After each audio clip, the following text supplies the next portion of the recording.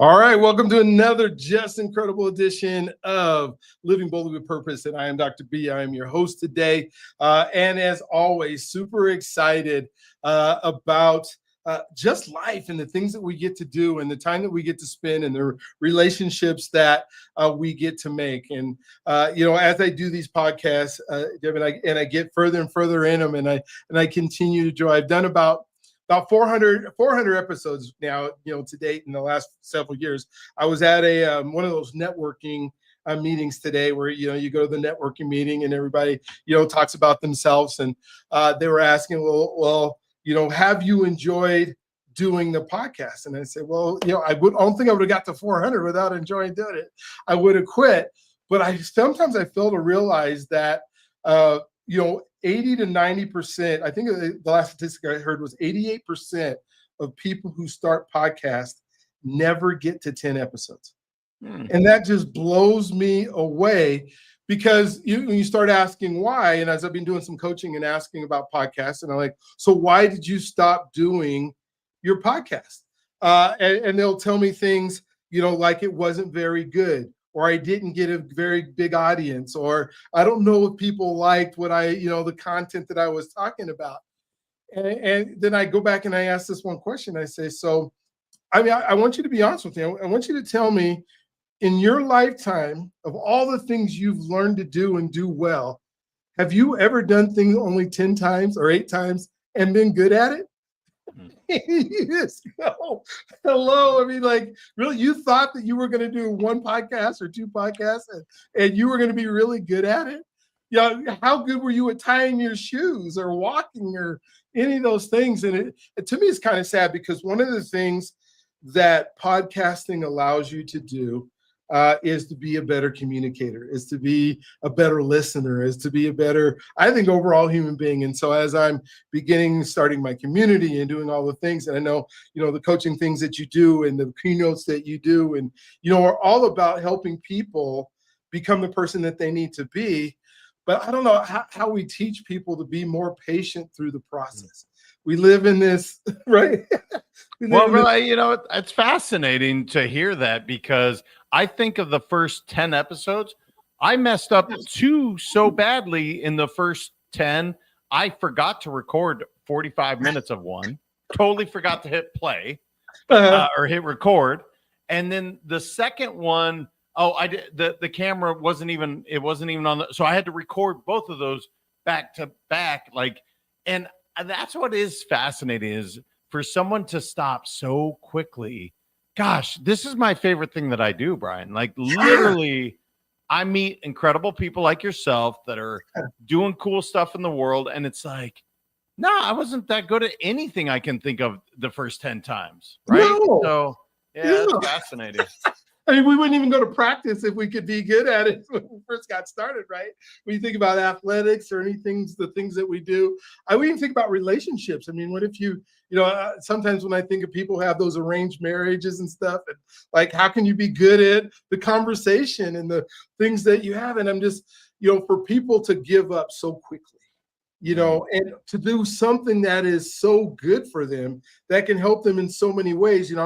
As I was talking to lots of real estate agents that were in there, I'm like, how good would you be at talking to clients if you talk to everybody that you knew, for an hour a day, for however many episodes that you're able to do it?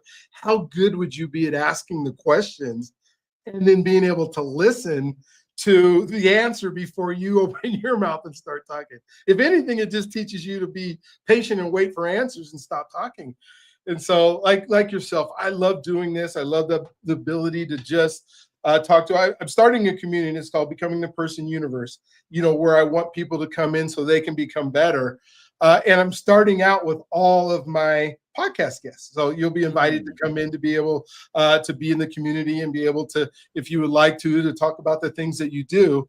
But why I'm so excited about it is because now that I've done so many, it's hard sometimes to remember every conversation that I had with all of those folks.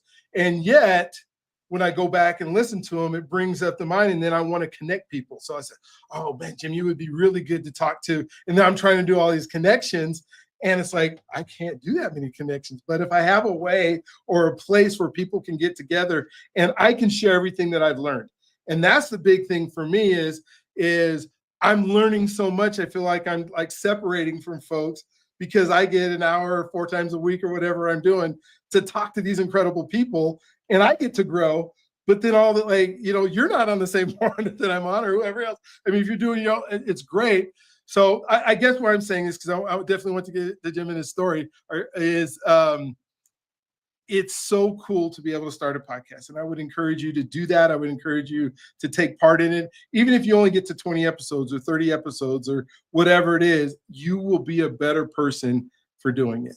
And so totally agree with you, brother. And just something to consider. I think I'm almost at 500 episodes. What if we consider collaborating, bringing them together? Now we have that big of a community.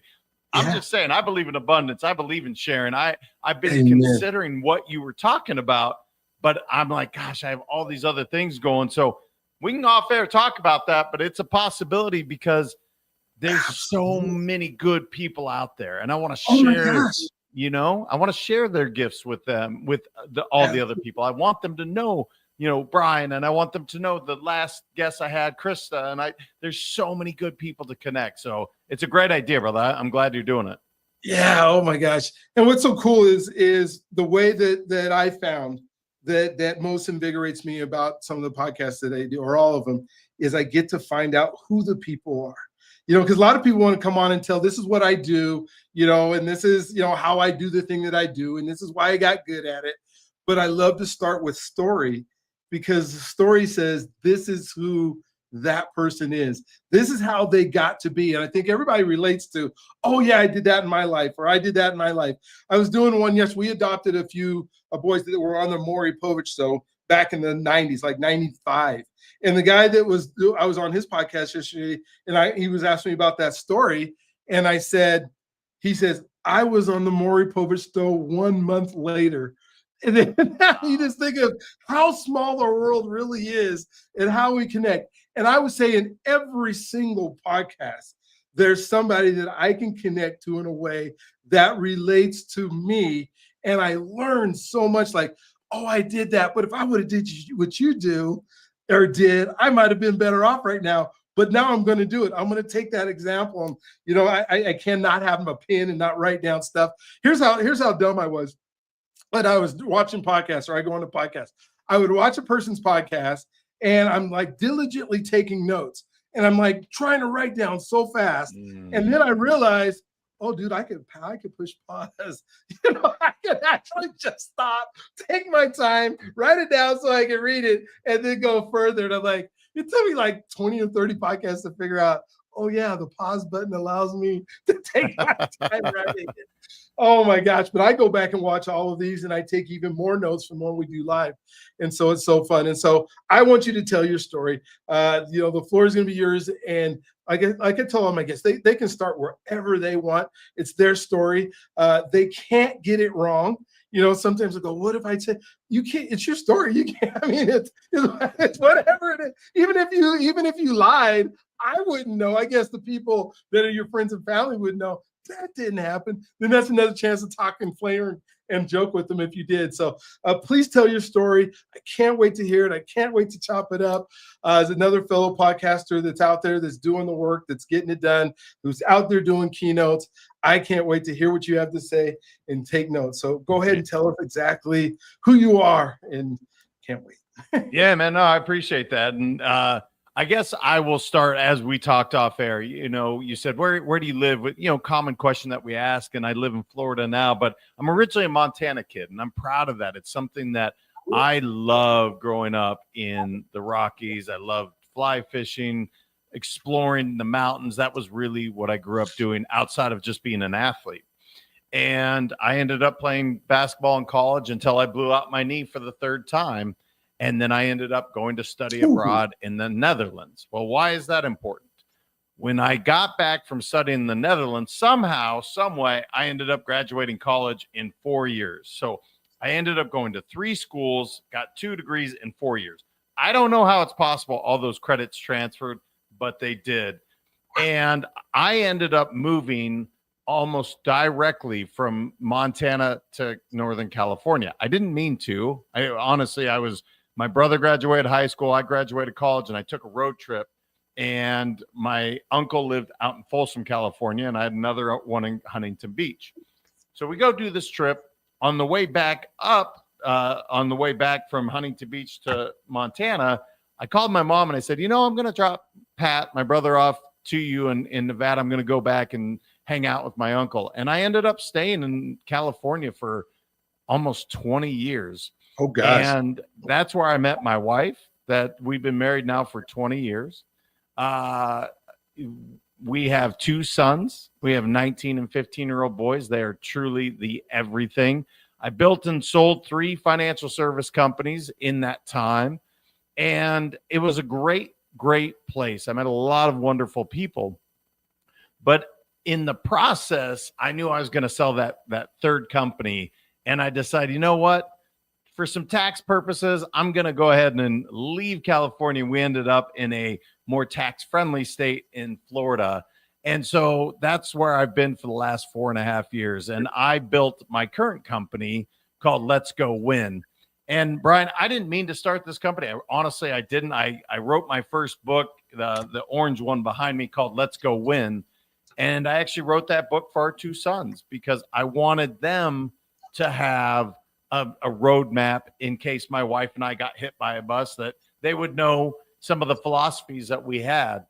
And the gal I was working with said, "Man, you're selfish." And I said, "What are you talking about?"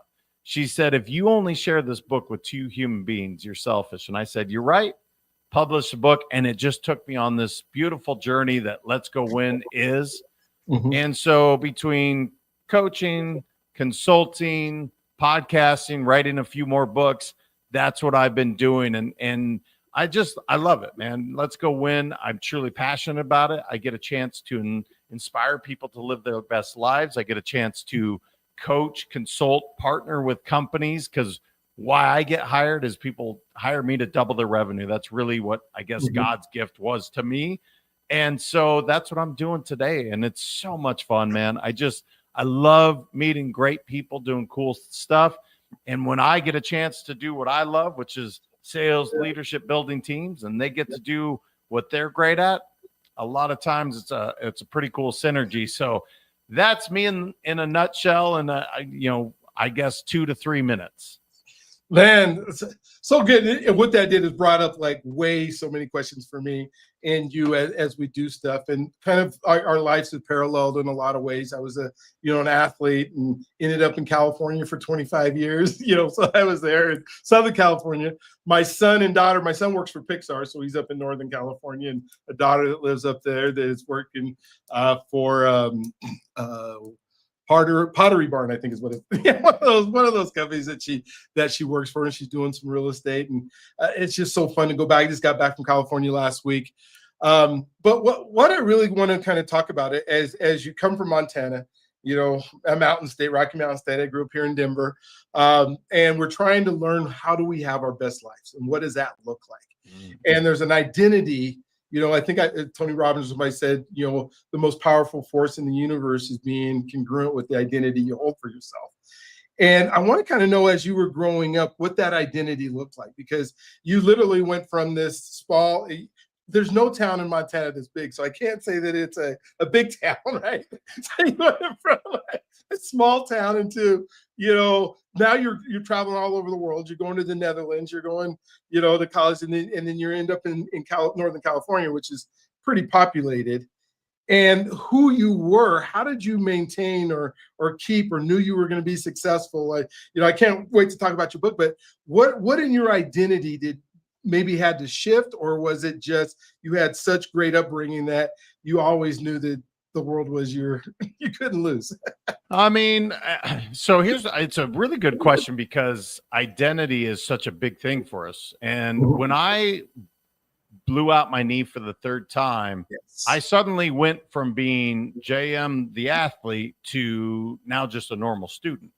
That was a huge thing for me at a early age, at 20, 21 years old, that now I'm going from everything I've done is sports. That's how people know me. That's how I've, really, that's how I identified. And one of the best things that happened to me was that last surgery. And here's why. Because I got a chance to find myself while I was traveling all through Europe on trains. That's when I started my self-development journey, reading a ton of books. And it got me to ask questions such as, who am I? What do I really want out of this life? And these are questions that oftentimes we get stuck on. Like, I don't know what I really want to do at 20 years old. Shoot, I'm 47 now, and there's days that I'm like, I'm not quite sure if I'm, because we're always evolving. But the identity shift, to your point, I went from being the athlete to now a normal student. And then I became a reader. And then when I moved to California, I went right into business. And next thing I know, I became an entrepreneur. Now, what I would say is I'm not a big fan of labels unless they serve you. And one of the things that I found served me was being an entrepreneur. I really liked the feeling. I liked what it brought to me in terms of I value freedom. I value freedom of time. I value freedom of financially. And so for me, it was really finding that identity to say, okay, I identify as a reader. I identify as someone that loves competing and winning. And that just served me well, whether it was on the athletic, on the playing basketball, or it was on, the business side of things. It always served me. And so when I moved to California, I just, identified as that, the positive ways that helped me, being a reader, having a growth mindset, really, wanting to win. That served me in business just as it did when I was playing hoops or I was playing football or baseball. So when I think of like identity and, what we hold for ourselves, and I just finished a book called Be, Do, Have. The ultimate success pile is becoming the person before you try to go do it. I would love if you could give me any examples in your life where you tried to do and have before you became the person. I got lots of them, and I love to ask that question because so many of us think that that's the way to go, right? Let me just start doing, or let me get, our society allows us to have things. So let's say it's a material thing, it's a car or something like that. So we go buy this car that we can't afford. Then we go, well, what do I got to do to be able to keep it and maintain and do everything? But I've never yet become the person. And you just kind of talked about, your personal self-development journey that you went through that allowed you to become. What are maybe a couple things that you might have done where you go, wait, that was kind of backwards? I mean, I think a lot of people can relate to that when they have kids. I became a dad overnight, and it was like, whoa, was I really prepared for that? Yeah. Not really. I mean, did I know what the heck I was doing? Not really, but I knew I had this brand new baby boy that just changed my entire life. That immediately was a shock, right? Because who prepared you for that? You didn't go through school. You didn't go through how to learn how to be a dad. You had to become that as that child came in, and you learned to do that. It's so interesting. You were talking about the podcast people. Malcolm Gladwell wrote, about 10,000 hour rule.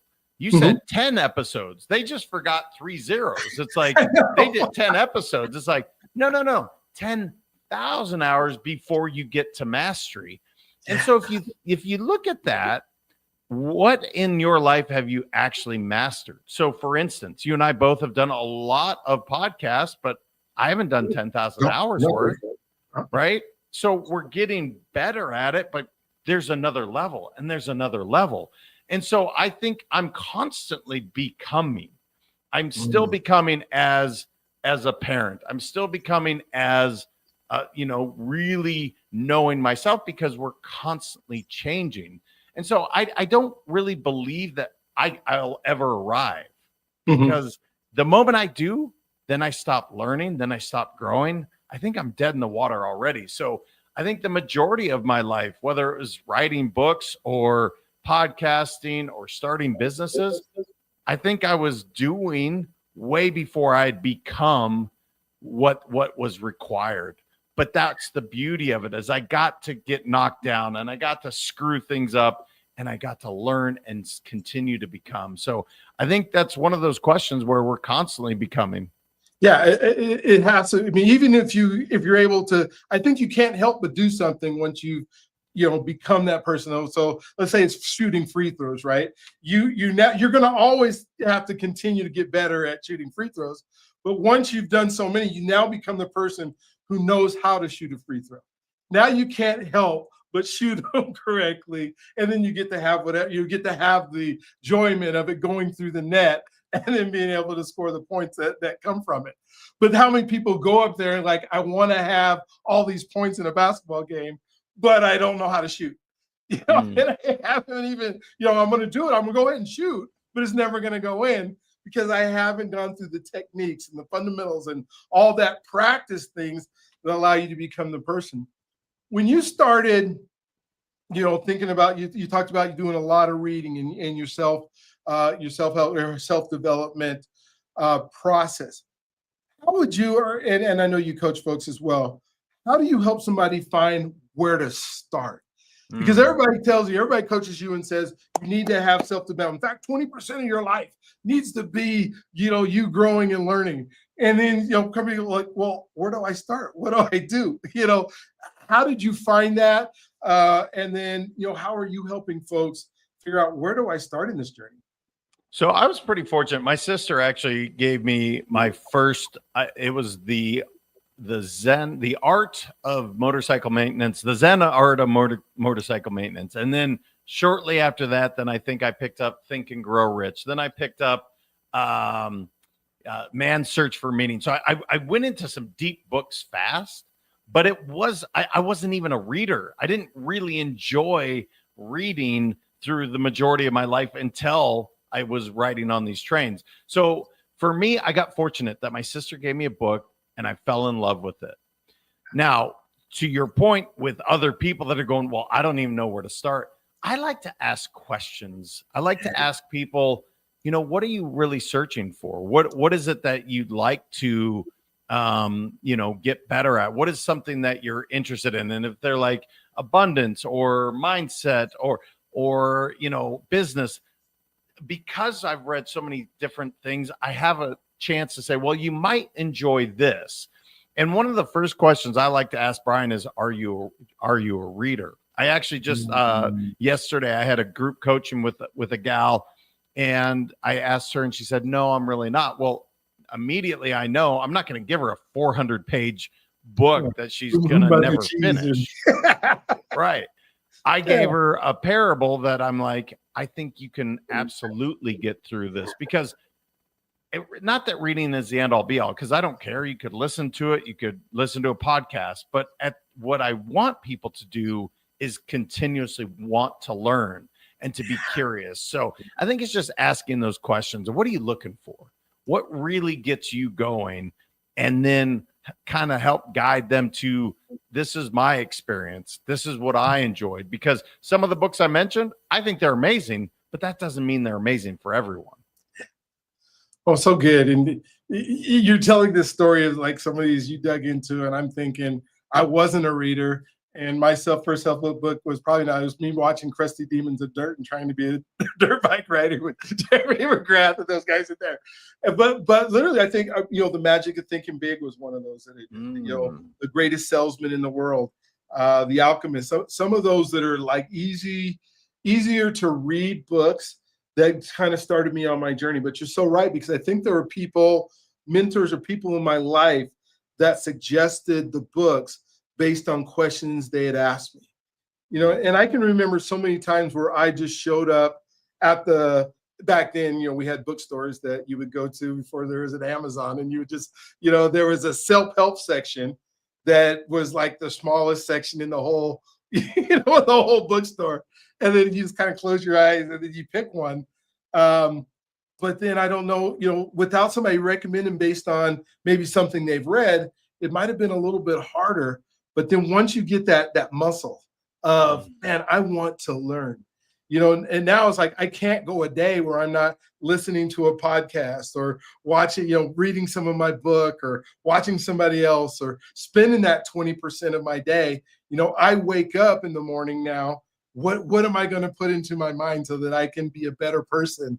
Where I think 20 years ago, man, it was hard just to pick up and read a few pages of something, and really wanting to listen to, the Tony Robbins or the Les Browns or the Zig Ziglars or the guys that were there. And I didn't even know who they were, and then today, as I'm sometimes we as folks that are in this space, I think we believe, that everybody's in the same space as we are. And then like that 400-page book is what we try to give, to folks to be able to do stuff. And so thank you for kind of just walking through that.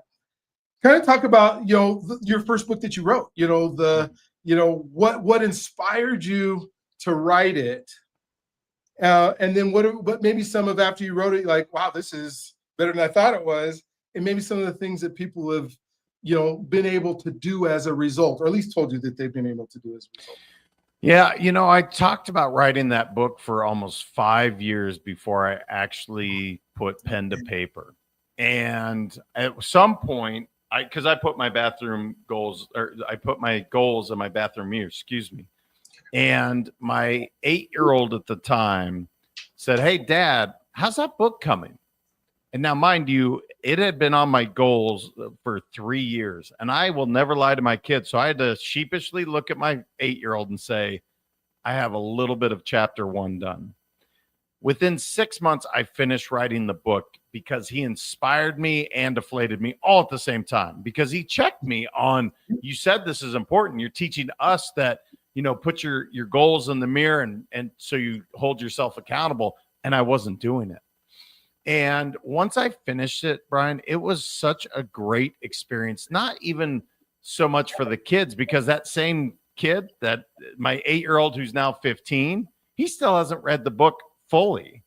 So as much as it was for him and his older brother, it ended up being a much bigger thing because I got to share it with the world. And, one of the cool things, I start with vulnerability as chapter 1. Now, why is that important?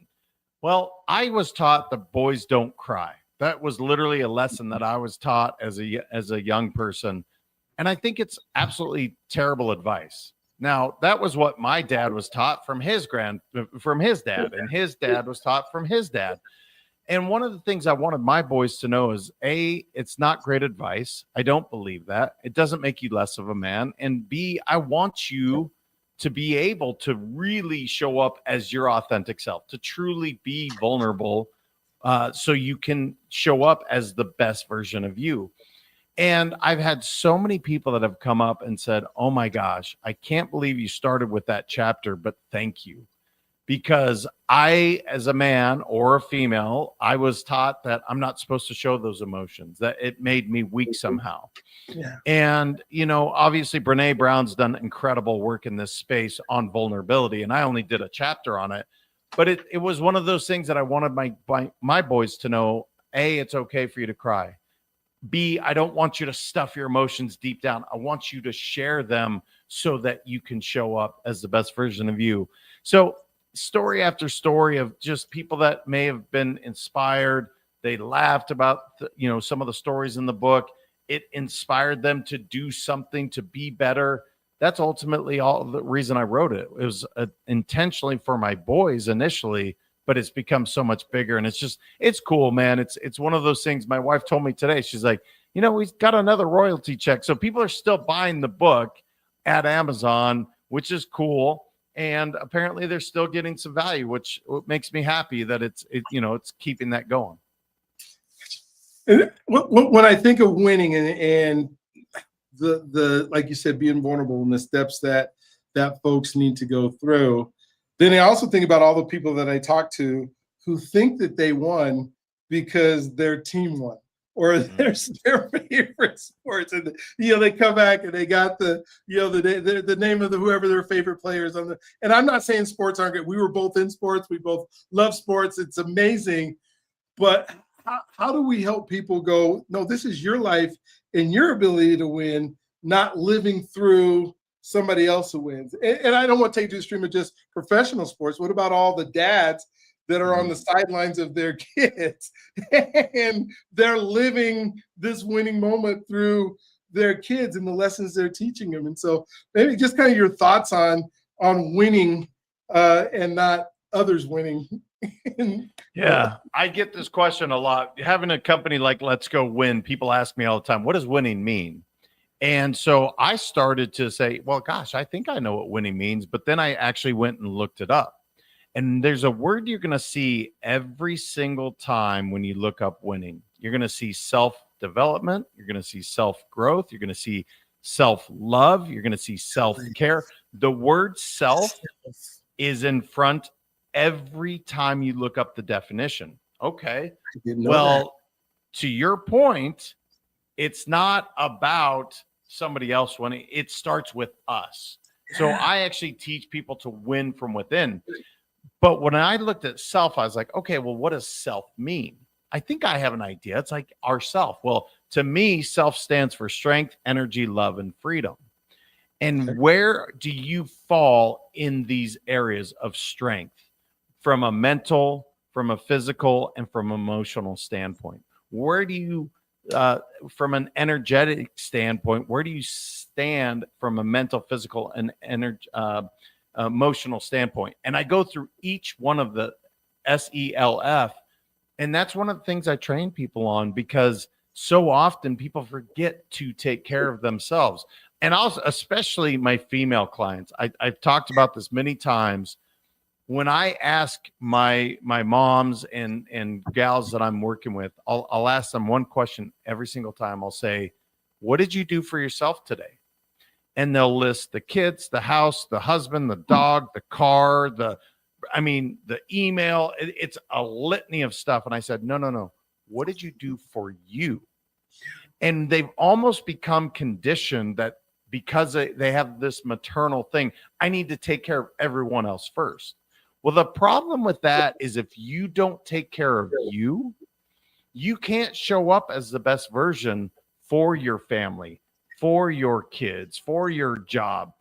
So taking care of yourself, to me, that is winning. That self-care that you give yourself every single day, that is truly winning, because that allows you to show up as the best version of you in whatever hat that you're wearing. Well, yes, that is so good, because, one of the things that we often talk about is our ability to serve others. Like, I usually ask my guests a question, like, when you're, in order to become the person or to live boldly with purpose, in order to live in purpose, I don't know if you can do that without serving others. I think it's like that's a prerequisite of being able to live in purpose. But I think the part that sometimes we forget is what you were just talking, because if you haven't served the self portion of it, you can't be able to serve others in a way that is going to impact them in ways that will change forever. Because if you're not whole, we can be working on it. So I'm not saying you got to be perfected, but if you're not working on you, it's really hard to help others. Would you agree with that? When you think about living in purpose and serving others, what are some of the things we got to make sure we do for ourselves in order to be able to do that? Well, it's a great point, and you cannot pour from an empty cup at the end of the day. If you're not filling your cup, you can't give anymore. And there's a universal law, the law of ask and receive. Like, it's give and receive, give and receive. You can't just give and give and give. If you do that, you're upsetting a universal law, and everything falls apart. And that was something I had to learn, Brian, because I like to give. I love to help others. But guess what? You also need to be able to receive. And I'll give you a simple example. If somebody gives you a compliment, they're like, hey, Brian, you look good, man. So often people will be like, well, it's kind of an off hair day, or they'll deflect the entire compliment instead of just saying two words. Thank you. Thank you. And what's so fascinating about that is you're actually taking away from that person's joy, because they are trying to give a compliment. They're trying to say, hey, man, I see you. I think you're awesome. And instead of just saying thank you, people will be like, no. And they're going to try and be humble. The problem with that is you're literally stealing their joy. And some of us that learn to, it'd be humble and have humility. These are lessons I had to learn. When somebody gives you a compliment, all you have to do is say thank you. And now you're feeding them, they're feeding you, and now we're in flow with one another. So it's a universal law. You have to give, you also have to receive. So again, moms, dads listening, you can't just give and give and give to your kids. You have to receive. You need to receive that love for yourself first so that you can continue to pour into them. So I was just thinking about that, as you were saying that, I told you I was at that meeting this morning, and so many people came up to me, and to me now it's just, thank you. I appreciate that. But yeah, 5, 10, 20 years ago, there's no way. I said, oh, no, and taking that away. Well, really, what my head really popped to right now when you just said that is some of the affirmations that, so folks are getting started that are saying, and they'll give these, affirmations out to the universe, or they'll put them on the mirror and they'll look at themselves. But do they really receive it back to themselves as, hey, I'm good at what I do, or I love the person that I'm becoming, or whatever that affirmation is. Are you receiving that in order for it to actually, I guess, take seed and then grow into the person that you're trying to become? I mean, even if we're doing it for ourselves, is that like something that you try to help people out with? And that receiving part is even the things we say to ourselves or the things that we do to ourselves, we have to be kind, I guess. Yeah, it's a huge point, because look, as great as our parents were, they may have taught us some things that maybe weren't so great. And myself included as a parent, right? We have self-limiting beliefs that we gave to our kids. That's just part of the deal. And so I'll call her Jennifer. I have a client. She's incredibly smart. She's funny. She's beautiful. She doesn't believe any of those things. She has a real self-worth challenge because of, some of her self-limiting beliefs that she got from being she danced growing up. And so you had to be perfect. You had to be of a certain weight. You had to look a certain way. And one of the things I taught her was you have to rewire the subconscious. And so to your point with these affirmations, one of my favorites that I say all the time to clients is, it's called the perfect affirmation. I am whole, perfect, strong, powerful, loving, harmonious, and happy. And when I told her that, I said, Jennifer, I need you to just start to repeat this. She says, but I don't believe it. I said, I understand that. But if you do it for the next 90 days, you're going to start to, because your brain literally does not know the difference between reality and what you're telling. It does not know the difference. So if you're feeding it these positive affirmations and you're really starting to, like, right before bed, if that's the last thing that Jennifer does, which is one of the pieces of homework I give her, the last thing before bed, I need you to say, I'm whole, perfect, strong, powerful, loving, harmonious, and happy, and go to sleep. And now I'm starting to see her blossom into this incredible woman that I can see, but she just couldn't see it for herself. But it's taking these affirmations, it's taking some of these rewiring of her subconscious so that she can start to receive that in the mirror and start to tackle some of the self-limiting beliefs she had as a kid. Gosh, you're just hitting home on so many things. And when you mentioned this world where our conscious mind doesn't know the difference, our unconscious mind doesn't know the difference between it. And you think about the invisible world that is part of our lives. When people say, well, there's no real invisible world, I'm like, pick up a cell phone and talk to somebody, or what we're doing, right? I'm in Colorado and you're in Florida. There's an invisible world. Somehow your picture is showing up on my screen. I can't grab you and touch you, but it is absolutely 100% true. And the things that we bring into it, sometimes it seems more real than that world and I especially think about that when we start thinking about social media and our kids and the things that they're growing up and seeing people's perfect lives and this world. Is there a way to really connect that invisible world to what our reality, or just start believing our invisible world is more powerful? how are you helping people just kind of, I guess, understand the difference between the two, or that they're the same and there really isn't a difference? What's your thoughts there? Yeah, it's a huge point because ultimately we create our own reality.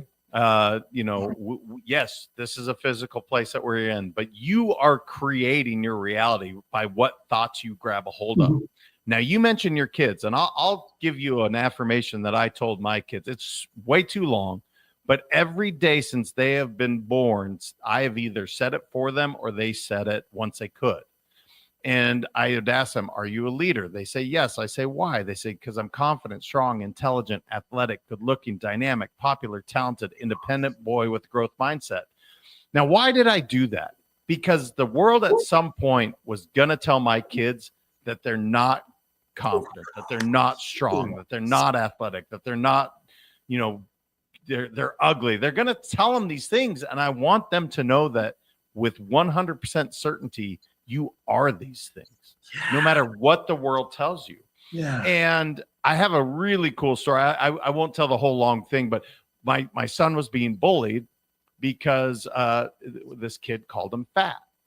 And I said, well, what happened, Trey? And this is my younger son. And he said, well, I said, what did you say? And he said, I just said, I'm confident, strong, intelligent, athletic, good looking, dynamic, popular, talented, independent boy with growth mindset. And I said, what'd the bully do? He goes, he didn't know what to do, Dad. And I was so proud as a dad. I was like, he literally combated this bully. And by saying, no, this is who I am. It doesn't matter what you say. And so if a 7-year-old can do that, which is how old Trey was when that happened, I think a 47-year-old, I think a 57, I think any age can do the same thing for themselves. Because here's the truth. People are going to say terrible things about you at some point in your life. And you need to have the resolution and strength and confidence to say, that's just their opinion. I have no control over their opinion. I only have control over my thoughts. And no one, here's the hard truth for people to accept. And I want you to hear this, guys. No one can change your beliefs but you. You are the only person that can do that. Now, I know you're saying, no, my husband or wife or my kids, they can push my buttons. Nope. They don't have that power. Only you have that power. But what are you feeding? Just like Brian was talking about earlier, what are you feeding your mind on a daily basis? Are you feeding it positive things? Are you telling yourself that you're amazing and powerful and strong? Or are you buying into just someone else's opinion? I mean, that's if we never talk about anything else, what you just said is you're the only person that can change your beliefs. Nobody else can. And if we can come to grips and believe that wholeheartedly about everything that we do, our life is a different life. Our life is a different, oh my gosh. So jumping into beliefs real quick, when I think about goals, and I wish I was the man that I am now when my kids were, little, when I was trying to figure out what it meant to be a dad, right? Now they're a bit older, they're trying to get it. But I start thinking about, because I think my beliefs in what I was taught about how to set goals have changed. And I would love to get your opinion on, because there was always, what are these SMART goals, or these things that have, that they would tell me, and they have to have a due date, and they have to have all these things. And now my belief is I can't control some of those things that I could write them down, but I can't control the date that something's going to happen. I can control the activity that I do and can predict maybe the outcome. But now when I start thinking about the goals, and like you said, you wrote the goal of writing your book and getting that done, you can do the activity of writing and putting pencils to paper, but the actual date that it all those things, when we think, and those are all beliefs, right? I believe I can do these things. Talk to me a little about your goals and how you help folks with goals these days. Brother, this is such a cool question. And here's why. I firmly believe in goals, so we're clear. However, you said exactly something that I think is so important. There's only two things that we're really in full control of: our activity you mentioned and our attitude. It's the two things that no one has any control over. We have full control over our attitude and our activity. Now, can we control that COVID happened and the world shut down? No, we can't. Or when the 2008 housing crash happened, can we control that? No, we can't. Can we control when natural disasters? No, we can't. And I guess to that point, brother, what I have learned is, look, I have goals that I'm striving for, but I'm so much more focused on, is it in alignment and is it fulfilling for me? Because I used to put goals down that other people would think would be, something to go for. Making 7 figures in a year. I happened to make it at a very young age. I was 27 the first time I did it, but it didn't do anything for me. I didn't feel more fulfilled. In fact, because of my self-limiting beliefs on money, I actually felt terrible. And so now that I'm 47 years old, now I can look at it and go, that's cool if I make 7 figures, but what does that have to do with me and alignment and like freedom? If it's in alignment with freedom, which it is financially, then cool. Let's go ahead and do that. But it has to be in complete alignment or I'm just not that interested in it. And I wouldn't have said that even 10 years ago. I really didn't have this amount of clarity of what I wanted until I would really say since I lost my dad just about 3 years ago. That's when I got such clarity that, look, we don't have a lot of time on this earth. I want to live every day on purpose. That's why I love the name of your show. I want to live on purpose. I want to live boldly. I want to truly be fulfilled. But I didn't have that clarity until I lost my dad. I really believe, so as awful as it was and as tragic as it was, it's one of those lessons that I gained in that moment. And so, yes, I believe in goals. I still write them down today, but I make sure that they're completely in alignment with me or I'm not chasing them. Wow. Yeah, so good. I got the 3 A's out of there, right? The AAA: alignment, activity, and activity, alignment, and attitude. And those 3 things that if those are in place, then your goals can make sense. Question I have, just as I think about the word enough comes up so much, and people not believing that they are enough to be able, whether it's to do whatever it is that it is, or that those limiting beliefs that didn't serve either of us or a whole lot of people, because we just don't believe that whether God's given it to us or we didn't get it when we were growing up, or all these things. What are some things that you do to help people realize we're more than enough, that we are these special, incredible beings? Yeah. That's one of my favorite things about coaching. And it's when people ask me, how come you can double my company's revenue? Well, how did you do that? In large part, it came down to that belief. I believe in it because I'm coming in blind to a company. I don't have all the emotional baggage. I don't have the scars. I just see pure potential, just like the Jennifer client I was talking about. I see this incredible human being, this amazing company. I see nothing but the best. And so I instill that belief. The challenge that we have, and this is why having coaches that around you are so important, they can see you in a greater light than you can probably see yourself. That mirror that you look into, it lies to you all the time. Yes, it does. Because you don't see what other people see. It's just like with my kids. Like I tell my kids all the time, there's nothing they can't accomplish. And I mean it to the core. If they truly are willing to put in the work and they're willing to execute, there's nothing they can't accomplish. And I believe that. But what happens is along the way, we get knocked down. We get a setback. We have these, financial challenges. We have, death and loss, and things happen. And so then we start to believe that, it just wasn't meant to be.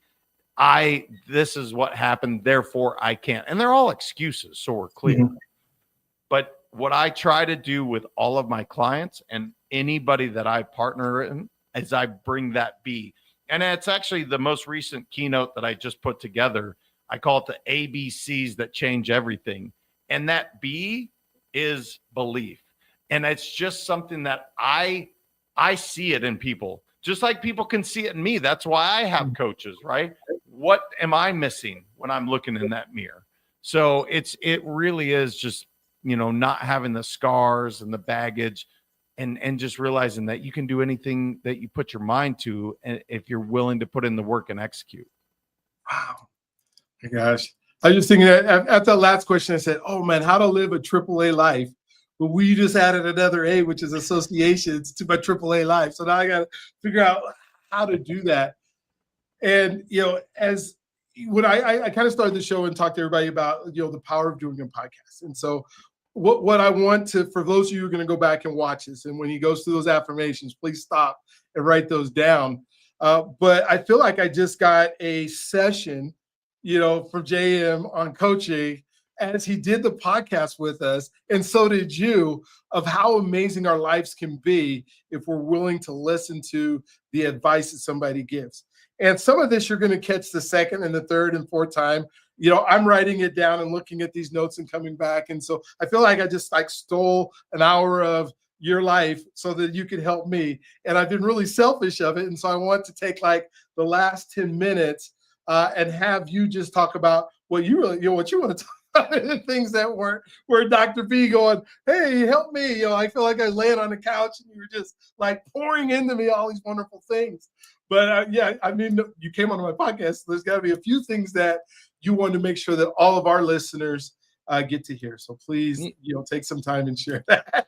Look, brother, I love what I do. So that for me, that fills my bucket, because as I'm talking to you in the audience, guess what? I'm talking to myself too, right? I need this just as much as anybody. I need to remind myself to do all these things. I guess what I would say, something I am passionate about is I love growing businesses, brother. I absolutely love it. And if somebody's listening and they're like, you know what, I want to double my revenue, I want to make more money, maybe we're a good fit. Maybe we are. Look me up. I'm not saying we're a definite, because you don't know me. I don't know you. Yeah. But what I've found, Brian, is when I team up with the right group, it is so cool, because they have their zone of genius and then I get to do mine. So that would be one thing. I would also say, I want people to really hear to take off their masks. It's something I wrote about in my first book, and it's something that I truly am passionate about. Think about this for a second. Masks are meant for parties. They're not meant for everyday life. Take them off. It gets heavy, man, when you're wearing these masks everywhere you go. I just want people to take them off and show them that their beautiful self out there, because that's what really moves the world, and it allows people to show up in their best way. So, I didn't have any specific agenda other than having an incredible conversation with you, which I have. So, I'd love for people to support the Let's Go Win podcast. Love for you to check out letsgowin.com. But other than that, brother, I just I enjoyed so much the questions. I think you bring insightful conversation, and you really filled my bucket today. Oh, wow. Well, thank you for chat. I have been, so sometimes you wake up in the morning and you go, I don't know what my day is going to look like. I just know it's going to be good. And I don't know who's going to fill my day. I just know it's going to be good. Those are part of my affirmations when I get up. And sometimes, right around, lunchtime or 1 o'clock, I'm busy and I'm doing all those things that are just part of life that we do. And then you go, okay, I know I got a podcast coming up. I can't get ready for it. I got to get my energy. I got to, deliver. And then, God just takes over and he says, no, you don't have to do anything. Let me. You already planned it. You already put it together. Just let it go. And today's been one of those days where I'm more filled now than I ever thought I could be when I woke up in the morning. So I just want to thank you for that, and and the part that you played in making that happen. And I think about now I want to go win. Whatever that means in my life, that not that I'm not winning now or I haven't won, but it just inspires me to do. I just turned 60 back in March, and I can't wait for the next 12, 15 years of my life. It's I feel like it's just getting started on all things. It's because of people like you. And as we start the universe, becoming the person universe, and having people like JM who will be able to come in and just speak to people and talk to people. I just think of all the people that can benefit from the lives that we continue to try to lead, and then our responsibility in making sure that we become the best that we can be, so that we can make that impact. And so you have done that today in a big way. Do you have any final thoughts as we close this out today? I just have to say, the way you're looking at it, I think is amazing. I hope everybody heard that. I've heard so many people put those limiting beliefs on age, where it's like, well, I'm 40 now. What? Now I'm 60. And what you said is, I cannot wait for the next 15, 20 years. Like I have more wisdom today than I had 20 years ago. And I think that's such a beautiful growth mindset. It's like, you are better today than you were yesterday. That is the beauty of age. And I hear people waste so much time and energy complaining about something that you cannot change.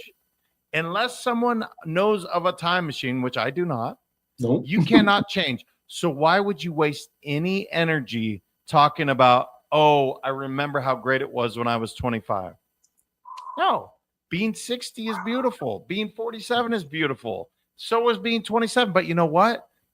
The next stage of life, the next season, there's something amazing if you can see it. And so you just inspired me by saying that, man. And I love that attitude. Like, gosh, I can't wait for the next 10, 15, 20 years, because I'm that much more wisdom. I have that much more wisdom. I'm seasoned. I've been able to experience life. You cannot pay for that. I love that outlook, brother. So thank you. Absolutely. All right, so you guys just heard from JM. What an amazing podcast. Go back, listen to it once, twice. If this is the first podcast that you've listened to as far as Living Boldly with Purpose, we have lots of them. There are folks like JM that we talk to every single day that we get to. And so I want so much for that you're God's greatest gift. He loves you if you allow him to. I want you to have an amazing day. Listen, like I said, go back, listen to these again. Make sure that you're finding people in your life, those 4 A's that we talked about, the people that are in your life that can help you move the needle. Don't try to do this alone. I think we kind of fail ourselves when we think that we can go through this life by ourselves and do it all by ourselves. Go hook up with some people, do some wonderful things. Check out becomingtheperson.com and get into part of the universe. And we will talk to you on the next one. You have an amazing, awesome, awestruck day. Talk with you guys soon.